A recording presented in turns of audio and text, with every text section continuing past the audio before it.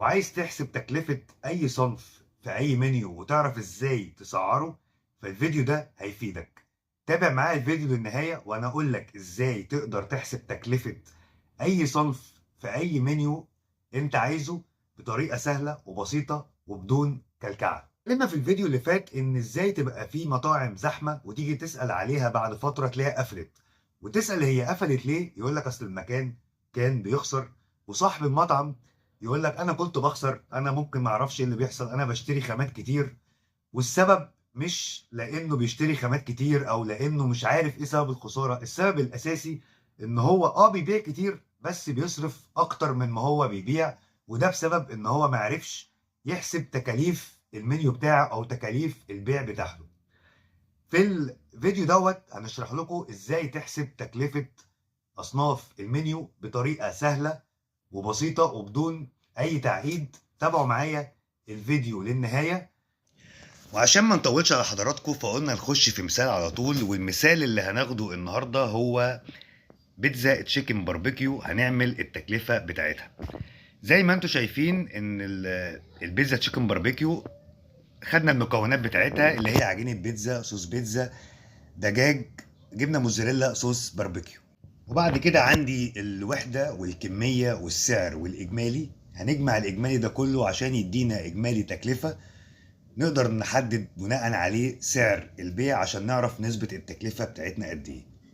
طيب دلوقتي عشان نحط سعر العجينة أو صوص البيتزا أو الدجاج أو المكونات اللي بتتكون منها البيتزا الباربيكيو دي. دلوقتي أنا عندي العجينة دي تندرج تحت بند التشغيلة. يعني ايه التشغيله؟ يعني دي حاجه انا بصنعها ضمن التصنيعات، لان انا بعمل العجينه، بجيب دقيق وبجيب ميه وبجيب ملح وبعجنهم في بعض بيطلع عجينه. طب هل انا هصنع 200 جرام عجينه للبيتزا دي بس، ولا هصنع 20 جرام صوص بيتزا للبيتزا دي بس؟ لا، هصنع كيلو 2 3 اللي انا عايزه. ففي حاجتين في تكلفة الأصناف، حاجة اسمها الريسبي اللي هو قدامنا دوت، وحاجة اسمها الباتش أو التشغيلة. طيب لما نيجي للتشغيلة دي هنشرحها لكم دلوقتي يعني إيه أعمل تشغيلة للحاجات المكونات. خد قاعدة عامة: أي مادة أو أي حاجة في الريسبي مكونة من حاجتين مع بعض، يعني مثلا العجينة دي مكونة من إيه؟ من دقيق وملح وكذا وكذا وكذا، يبقى دي تشغيلة.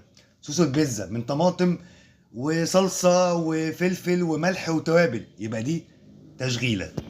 لكن مثلا هتيجي على الجبنة موزاريلا، دي جبنة بتجيبها جاهزة، مبشورة، بتاخدها بتحطها على البيتزا، خلاص دي يعتبر مادة خام.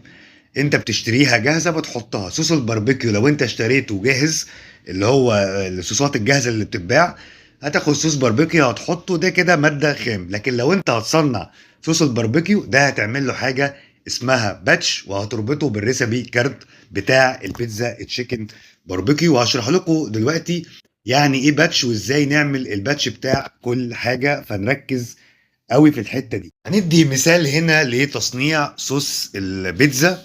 مكوناته يبقى طماطم وزعتر وسكر، فلفل اسود، صلصة، ريحان.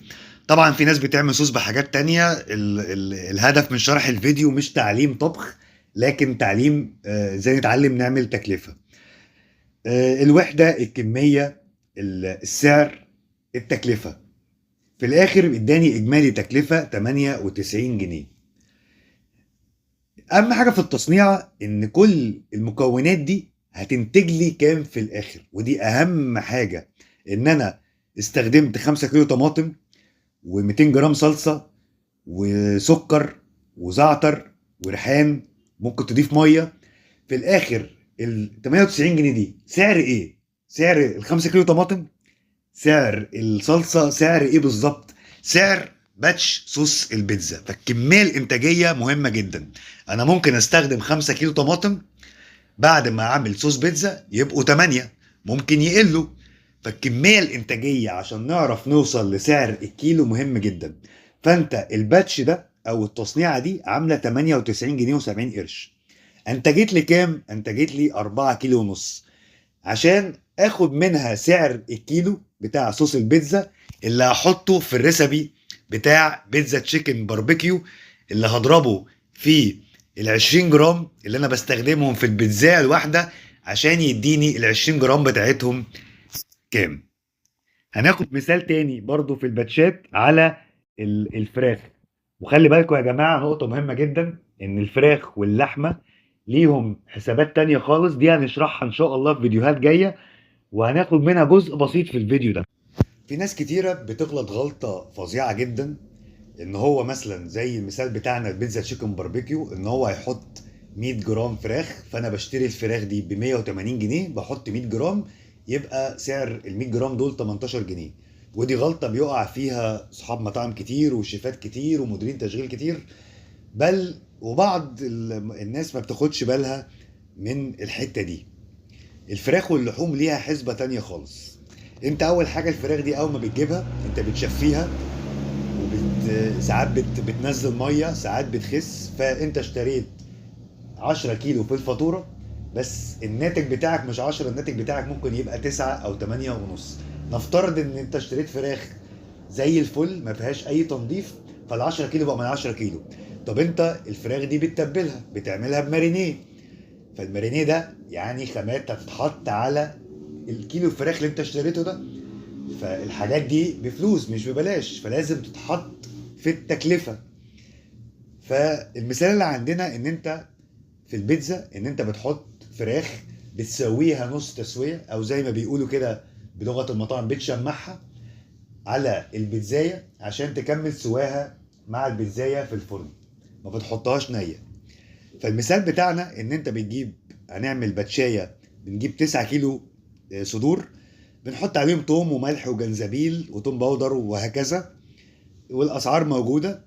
اجمالي تكلفه التسعة كيلو دول عشان يتعمل باتشايه 1723، يعني التسعة كيلو دول ب 1620، انت حطيت عليهم اضافات، فبقى اجمالي كام؟ اجمالي الباتشايه دي 1700. عملت كام كميه؟ 9 كيلو 800. انت جايب 9 كيلو فراخ حطيت عليهم شويه حاجات زادوا بقوا 9 800. طب انت هتحطهم زي ما هم كده على البيتزاية؟ لا، انت هتسويهم الاول زي ما قلنا نص تسوية. فلما بتسويهم نص تسوية هيخسوا، هيبقوا كام؟ 6 كيلو و100. انا بدي حاجات امثلة، ممكن يطلعوا اكتر ممكن يطلعوا اقل. يعني سعر الكيلو بعد التسوية بقى 283، مش 180 زي ما انت كنت معتقد ان انت اشتريته ب 180 هتحط 100 جرام ب 18 جنيه. بقى سعر كيلو الفراخ المستوية 283 مش 180. وهنشرح لكم في الفيديوهات الجاية ان شاء الله بالتفصيل حسبة الفراخ واللحمة، دي ليها حسبة تانية خالص عشان دي بتلخبط ناس كتير. هنرجع تاني بقى للبيتزاية بعد ما عملنا تصنيعة الفراخ وتصنيعة الطماطم، دي أمثلة، وفي تصنيعة العجينة هتبقى بنفس الموضوع. هنشوف البيتزاية دي اتكلفت معانا كام. وزي ما انتم شايفين جه معانا البيتزا اتكلفت علينا 61 جنيه. طبعا زي ما انتم شايفين العجينة 200 جرام بسعر كيلو العجينه ب 17 جنيه، دي باتشايه برضو بس يعني من ضمن الباتشات اللي هنعملها. صوص البيتزا اللي احنا عملناه ان سعر الكيلو بتاع صوص البيتزا 22 جنيه، عامل 44 قرش. الدجاج ال 100 جرام ب 283 وهكذا وهكذا، عملت 61 جنيه. يعني انت لو بعت البيتزايه دلوقتي ب 100 جنيه هل هتكسب 39 جنيه؟ لا، انا بحسب تكلفه الخامه. في الحلقات الجايه في الفيديوهات الجايه ان شاء الله هنحسب، بعد ما نحسب تكلفه الخامه هنبتدي نحط بقى الايجارات المرتبات عشان نعرف نعمل تسعير للمنيو، انت ممكن تكسب كام في البيتزايه ديت. النهاية يا جماعة معلش هو الفيديو بس طويل شوية، بس يا ريت نتفرج عليه كذا مرة لأن الفيديو محتاج تركيز. واي حد عنده اي استفسار يكتب لي في كومنت، هو في نقطة معينة مش فاهمها، في حاجة تانية عاوز يستفسر عنها، واحنا هنرد على طول. ان شاء الله في الفيديوهات الجاية ممكن نحط اصناف تانية عشان المعلومة تثبت اكتر، وهنعمل فيديو مخصوص لحساب تكلفة الفراخ واللحوم لان دي ليها حسبة تانية خالص. وهنشتغل اكتر على موضوع الباتشات اللي هو يعني ايه تعمل تصنيعة او تعمل باتش وازاي تطلعه من الريسبي. تابعونا ويا ريت نعمل اشتراك في القناة، عشان ان شاء الله الفيديوهات الجاية هتبقى افيد كتير، ان انت ازاي تبقى محاسب تكاليف. لو عندك مطعم ازاي تعرف تعمل تكاليف المنيو بتاعك. لو ناوي تفتح مطعم تخلي بالك من موضوع ان انت ازاي تكلف منتج بطريقة سهلة وبسيطة. تابعونا وان شاء الله مزيد من الفيديوهات والشرح اللي جاي ان شاء الله، عشان الكل يستفاد.